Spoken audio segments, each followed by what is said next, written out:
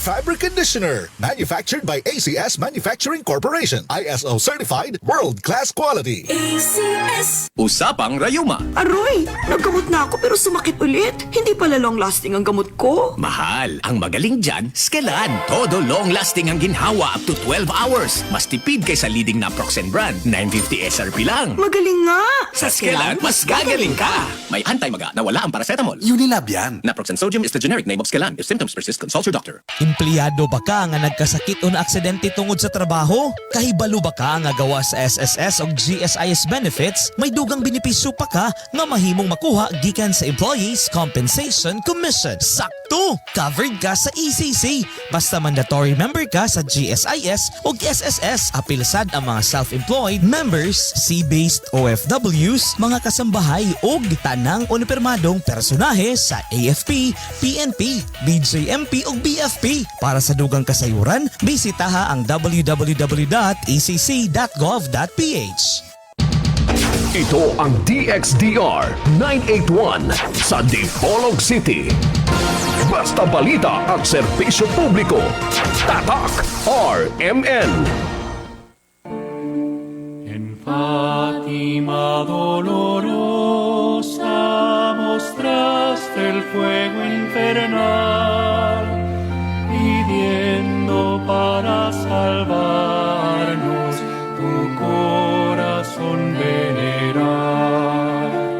Ave María, Ave María, Ave María, Ave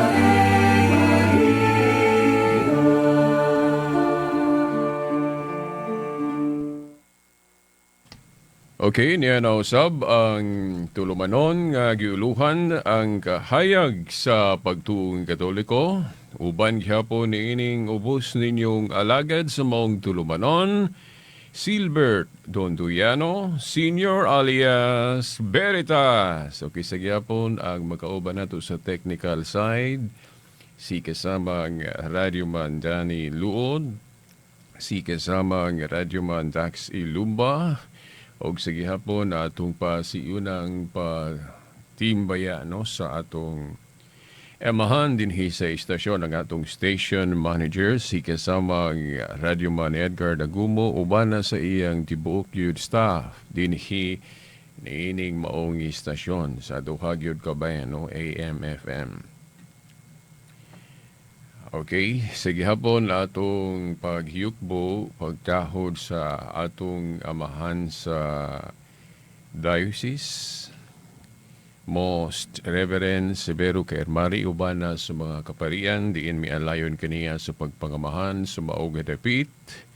Sa mapananglit ni Reverend Father Ramil Curong ang ato yung Diocesan Spiritual Director, Bible Director. Okay, ang ato po nga Cathedral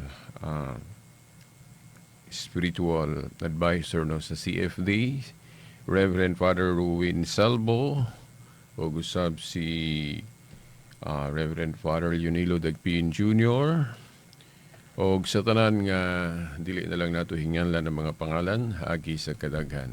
Oh?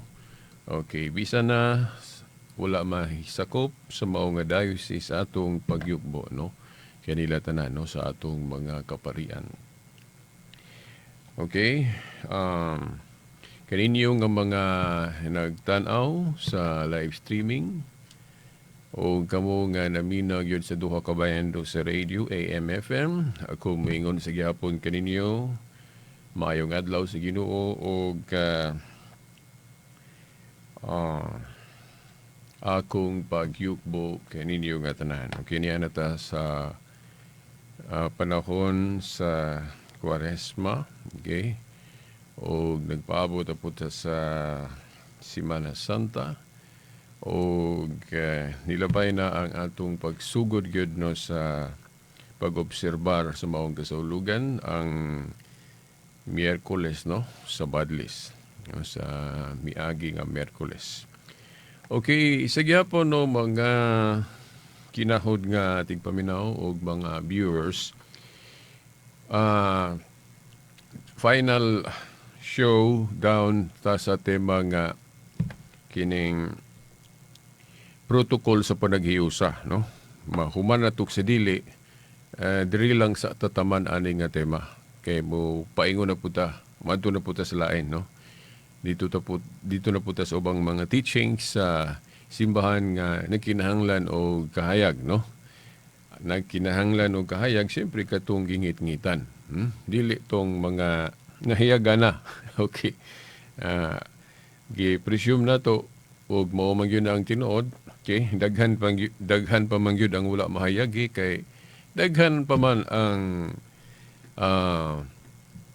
na himulag, no, sa bakan, no, sa simbahan nga Katoliko. Okay, sa panaghiusa ato yung gi-establish diri ang hierarchy sa katungdanan.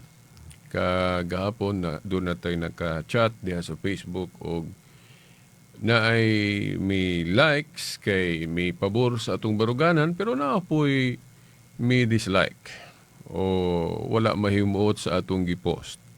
O tungod pod, no, di po nato matingala, di po ta katingala ka, di ta matingala tungod kay usaman siya ka orthodox.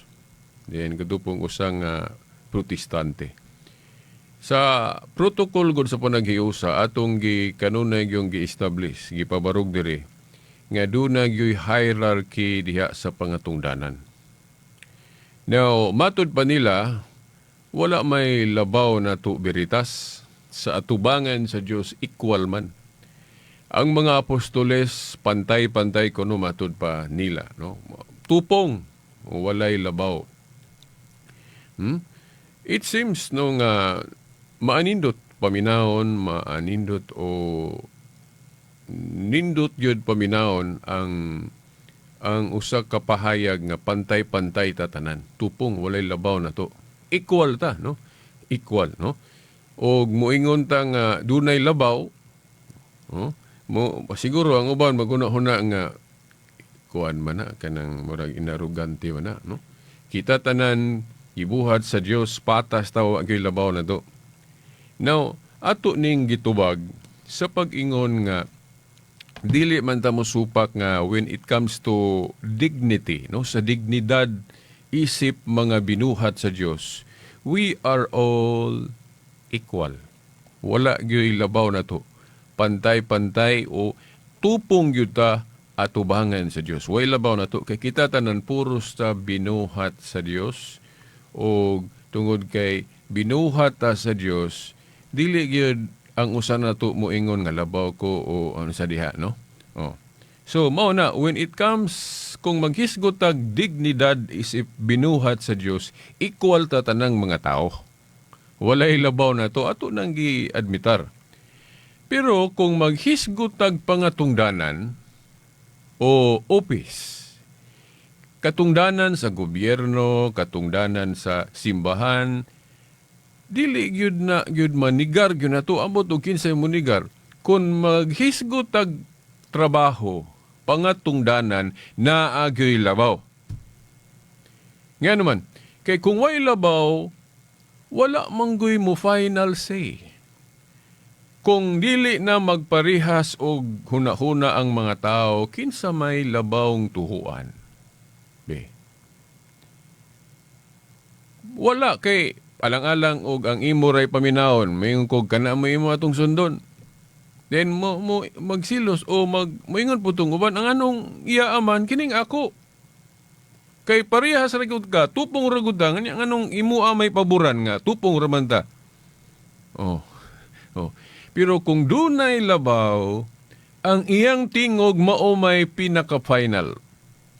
Parehas diya sa Supreme Court, di ba?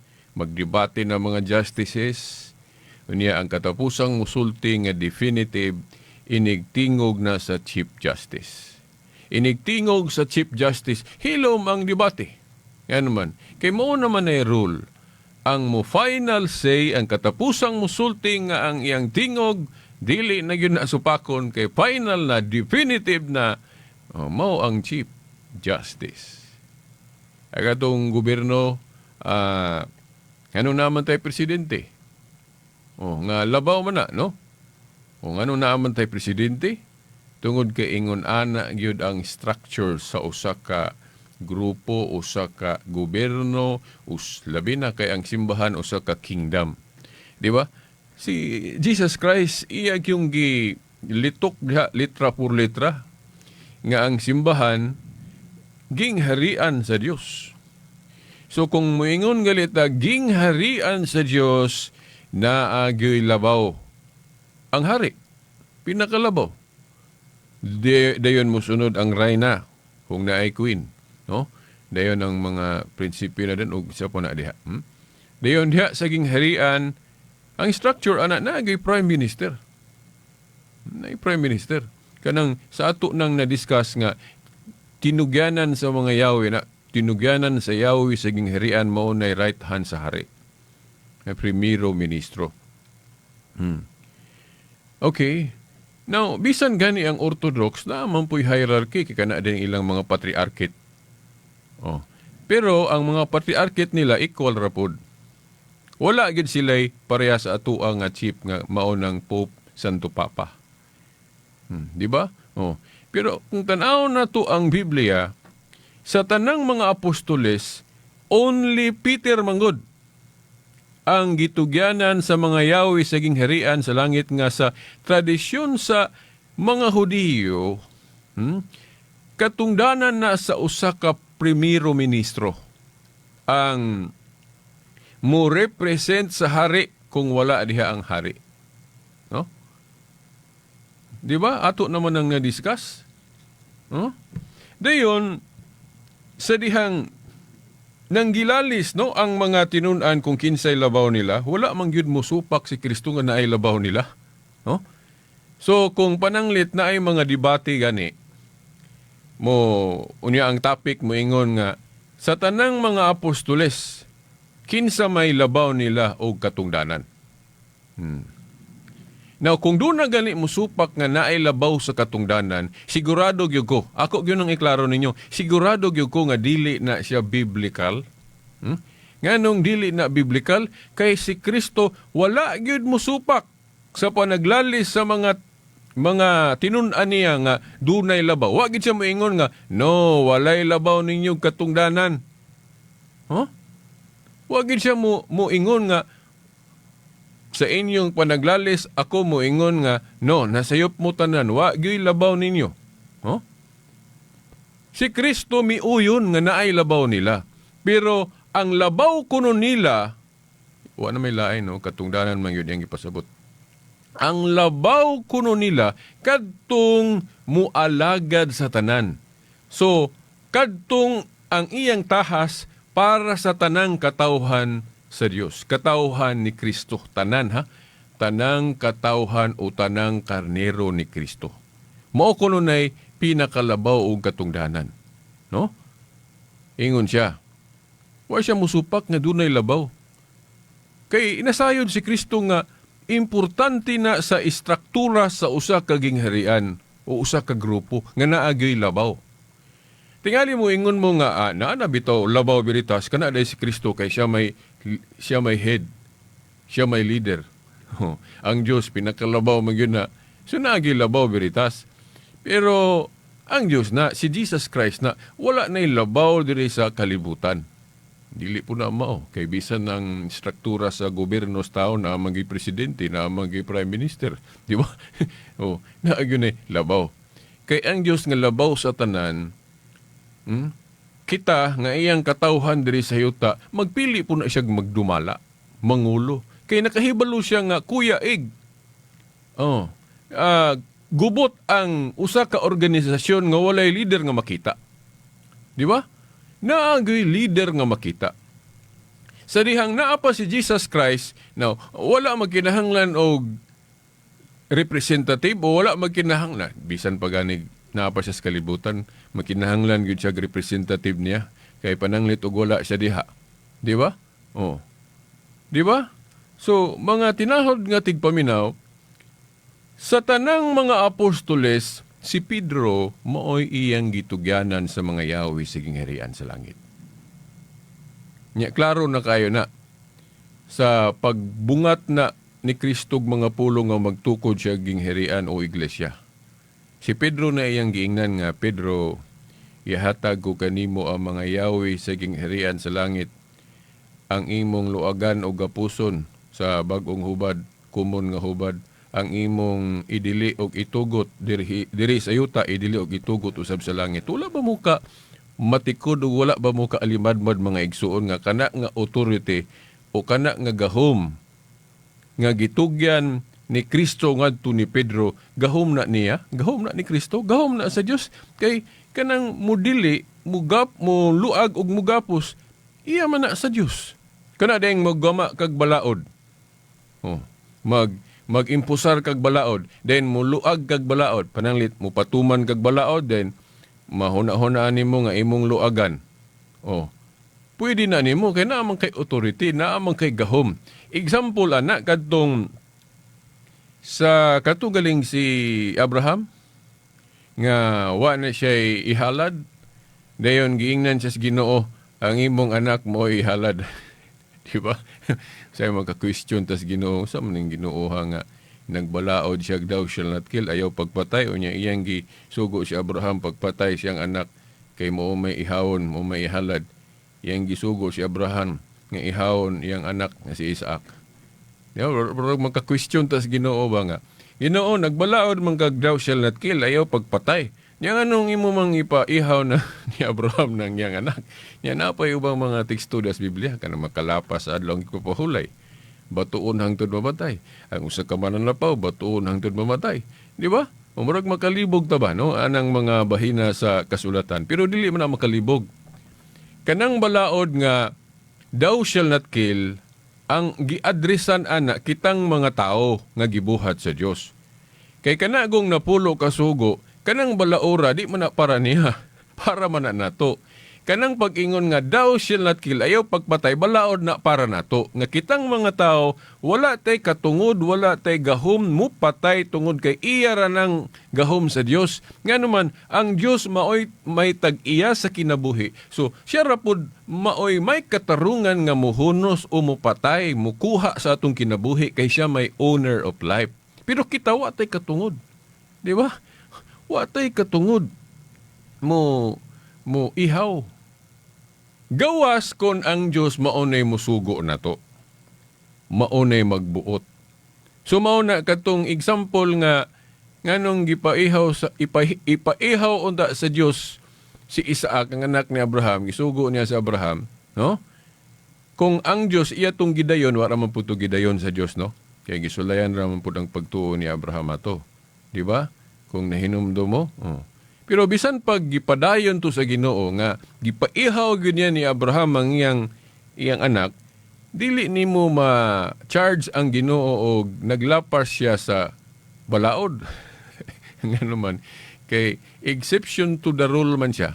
Kay siya man mao'y tag-iyas balaod, siya may tag-iyas kinabuhi. So kung siya mo'y tag-iyas balaod, siya mo'y tag-iyas kinabuhi, so may katarungan nga pwede na niyang kuhaon. Di ba?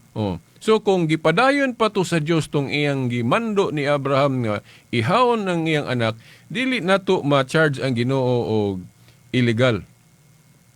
Ano man, sa premise, sa hinungdan, tungod kay siya may owner of life. Pero sa na og ikaw mo'y tag-iya sa sakyanan, no, kanang sakyanan, ikaw may magbuot unsaon na, ibalik ya ba na nimo or unsaon nimo na imo nang paninduton, no? Ikaw magbuot.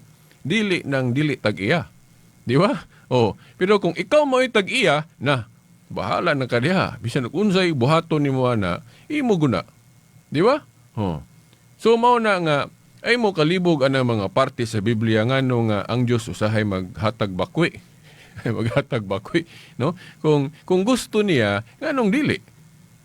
Di ba? Pero kita og unsay gibalaod yan nato, mura gyud ni atong sundot. Di ba? Kanya kay gahatag man siya authority sa iyang simbahan. Di ba? Mga tinahod nga tigpaminaw. Si Pedro sa tanang mga apostoles iyang giingnan ana. Pero tingali mo ingon mo nga nasayop ka beritas kay kanang gahuma sa pagdili og pagtugot iya man na sa Dios. Pero iya man po nang tugyan sa mga ubang mga apostoles nga nagpasabot nga equal ra gyud sila. Now dili gyud ma-equal. Kana agong bersikulo nga gitugyan pod ni Kristo ng gahuma sa pagdili og pagtugot sa tanang nagyong mga apostoles.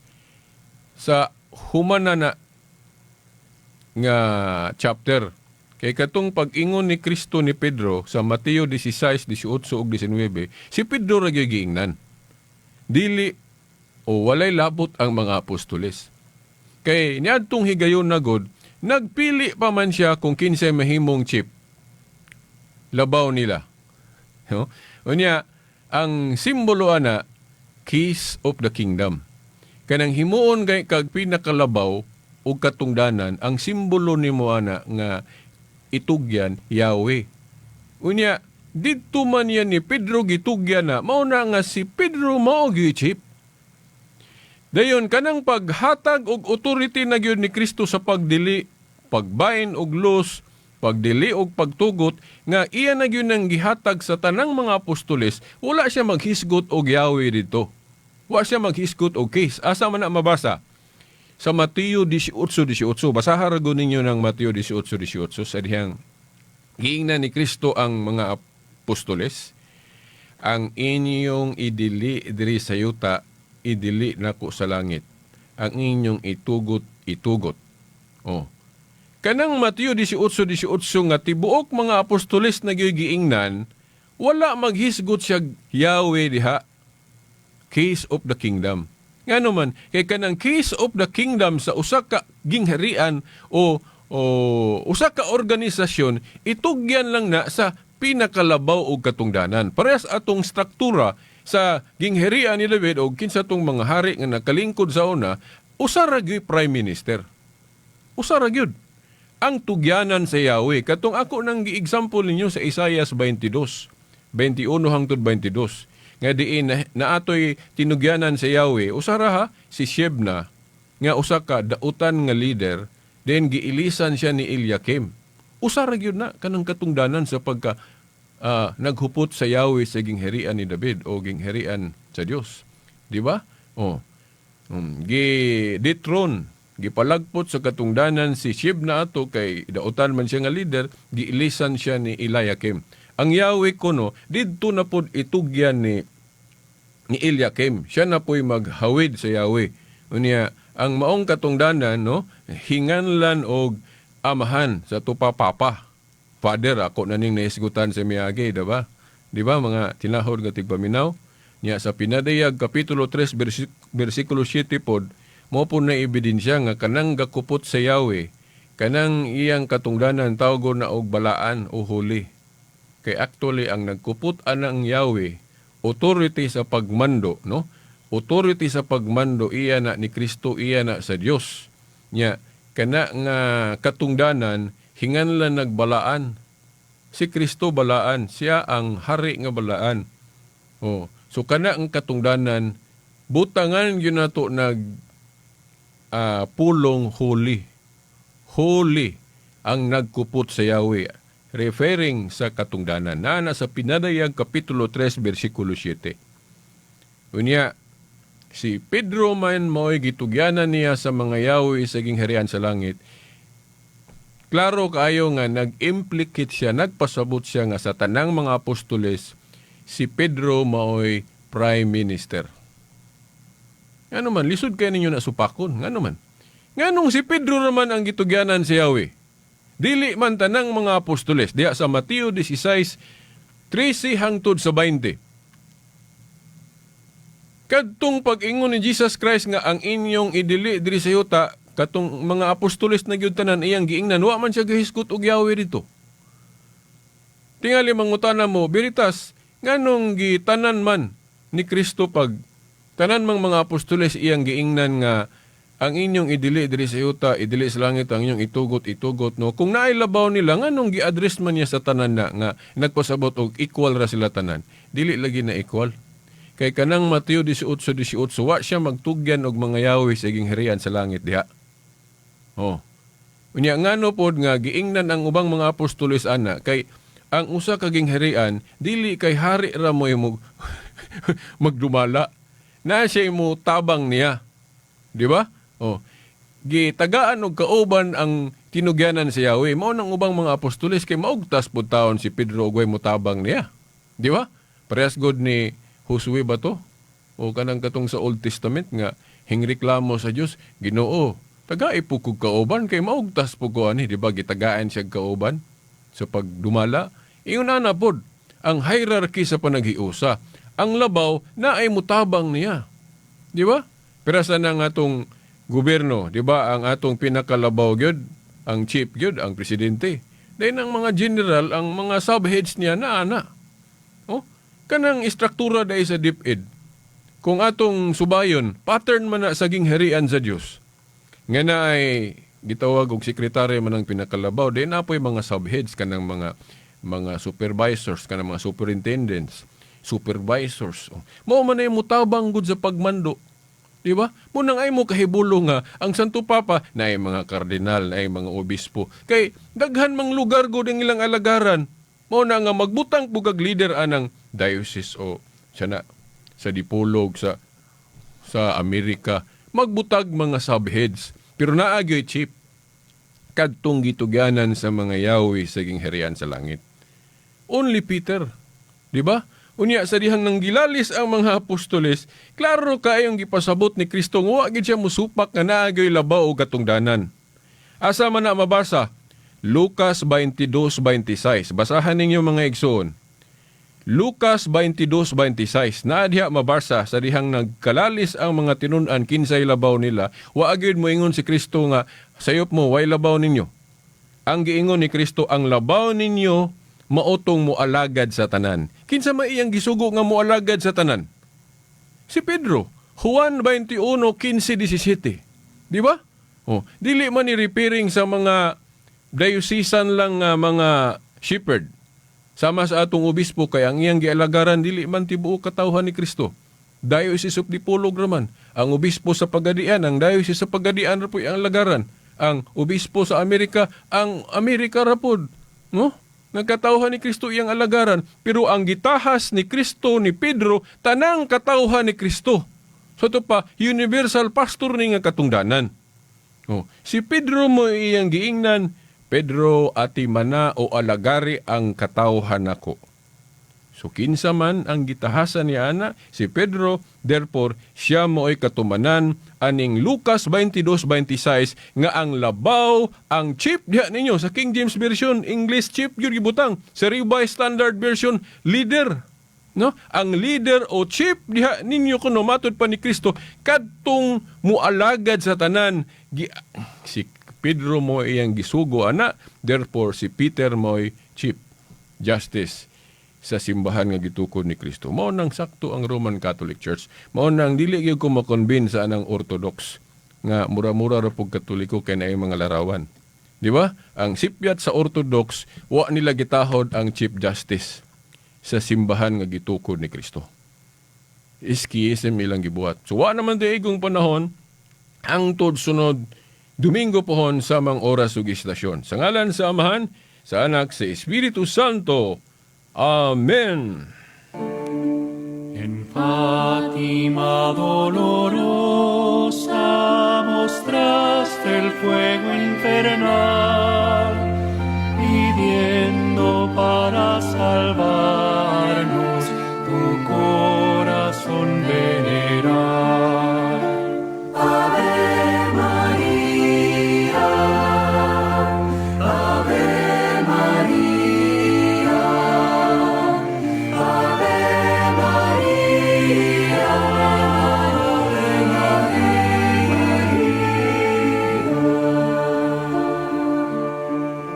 Tatak RMN. Mag-champion, Supra Power na! Mura siya! Tanggal pa, Max Mancha! Champion, tipid ka! Bili na! Sa presyong abot kaya! New Champion Supra Power with X-Chain Technology. Max linis, max sulit.